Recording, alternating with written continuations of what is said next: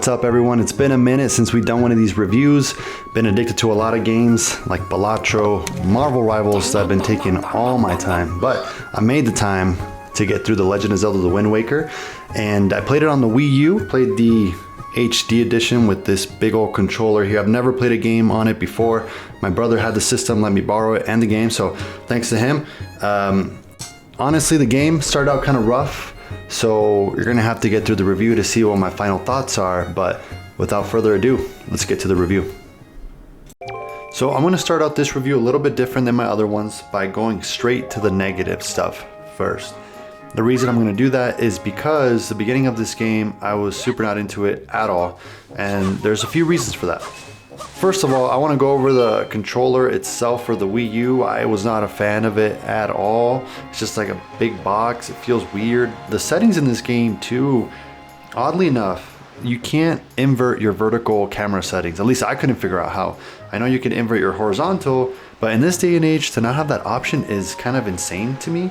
So yeah, controller, not a fan of it at all. Once I got a little bit more used to it, it wasn't too bad, and it is cool to be able to change your items and use the screen on the controller for your map to keep track of the dungeons and everything like that. So that was kind of cool. So in the end, I got used to it a little bit, but still not my favorite. And the main reason now that I had a hard time liking this game and really getting into it, and why it took so long to beat it, was because the beginning was just, in my opinion, so boring and slow. You start out in your little island doing little quests, and then you have to do like a sneaking mission for the storyline, and it takes a long time before you're actually free to explore the oceans of Wind Waker and actually play a Zelda game as you would expect, even though this game's incredibly different from a lot of Zelda games. It's just very slow, but there is light at the end of the tunnel. Before I get into that, I want to prefix by saying that I've played a lot of Zelda games. I haven't played all of them, but I've played a lot of the bigger ones. Breath of the Wild, Twilight Princess, A Link to the Past, Ocarina of Time, Link's Awakening, etc., etc. And this game, Wind Waker, got me thinking, like, what makes a Zelda game? And most importantly, what makes them fun? And in the end, I think the Wind Waker is a very special game because I think it actually encapsulates what Zelda is supposed to be better than any other Zelda game that I've ever played. And it had the highest peak of the Zelda experience.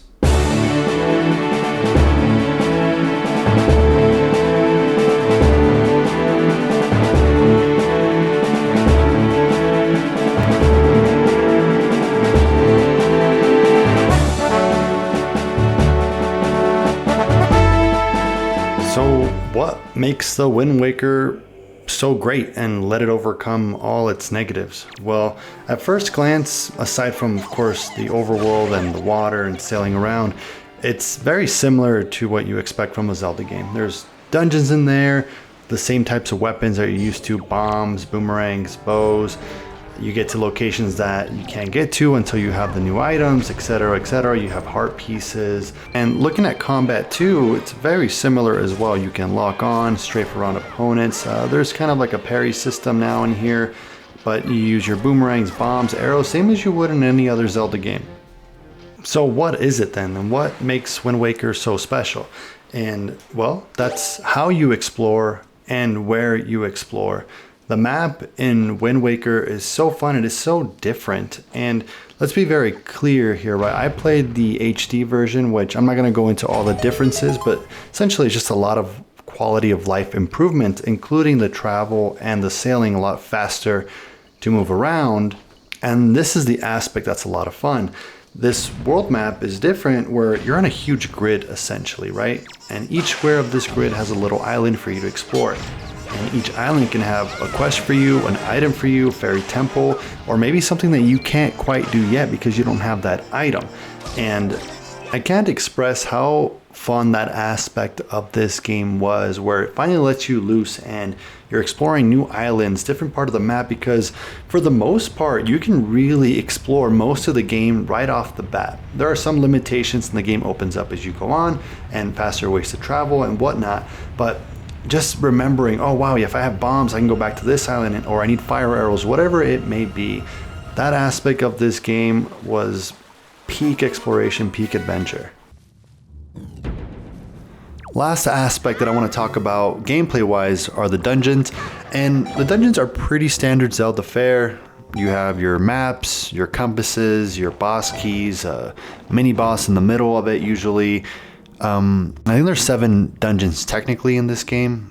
At the end of it, you have the Earth and Wind Temple, which have a companion with you, kind of like escort missions that help you out through the dungeons. So that was kind of interesting at first. It was kind of annoying until I figured out they don't need to be at the hip the whole time. So once you get used to that, it's not so bad. And overall, I would say the dungeon quality is pretty good. There wasn't any that I really hated, except maybe the Earth Temple wasn't my favorite.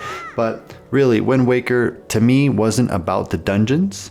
It's about the exploration of the overworld, and that's where the gameplay really hits. 6 minutes into the video, and we haven't even talked about the graphics and the presentation of this game. And of course, the game looks absolutely amazing. Probably the main thing people bring up when they talk about how Wind Waker has stood the test of time. And of course, I played the HD edition, and I have seen gameplay though for the GameCube one. And I'll just say this, that they both look amazing. I've seen a lot of discourse of this, of oh, the original looks better, the HD looks better.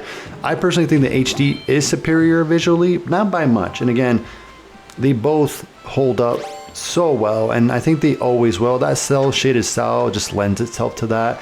And I think it is the aspect of this game that, you know, when people bring it up, it's the first thing people think about, and for a good reason. It is such a visual treat, and it will be always one of the best looking games ever made.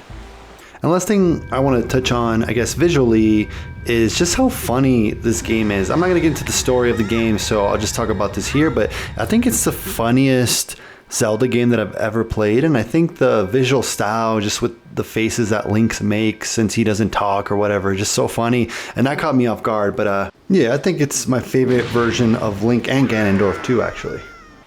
Okay, so after discussing all that, what are my final thoughts on the Wind Waker? And I know it might seem hypocritical of me, and I took a while before doing this review after I beat it, because I was just conflicted as to how I should look at this game, because there are some negatives to it. But I think the highs of this game are so high and so incredible that I think regardless of the slow start and the other negatives I had, I think it deserves the highest of praise for what it does and the direction it had. And I had so much fun playing this game. I can't tell you, once it was rolling and I was exploring through the seas, I couldn't put it down. And so with that being said, I think the Wind Waker deserves a 10 out of 10 score, and it's obviously a must-play video game.